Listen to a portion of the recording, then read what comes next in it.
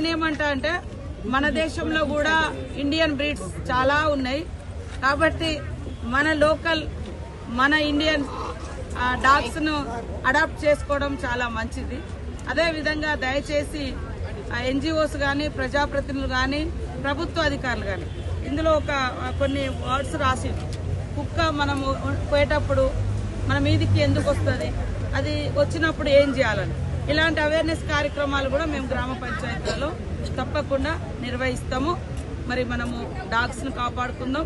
విశ్వాసాన్ని మనుషులకు అప్పుడప్పుడు మానవత్వం లోపించినప్పుడు కూడా ఆ డాగ్ను చూసి అరే నీ అమ్మ ఒక మూగ జంతువుకున్న విశ్వాసం ఈ మనిషికి లేదు. ఈవెన్ ఈ రోజు తల్లిని బిడ్డ కొడుతుంది, తండ్రిని కొడుకు చంపుతున్నాడు, అన్నదమ్ములు కొట్టుకొని ఇదవుతున్నారు. కానీ ఒక డాగ్ మాత్రం మనము తిండి పెట్టి మనతో ఉంచుకున్నందుకు అది మనల్ని కాపాడుతుంది, మన కుటుంబాన్ని కాపాడుతుంది. చనిపోయిన తర్వాత కూడా తన మూగ జీవి అయినా కూడా కన్నీళ్లతోటి మౌనంతో తన సంతాపాన్ని బాధను వ్యక్తం చేస్తుంది. సో అలాంటి డాగ్స్ మనకు అవసరము.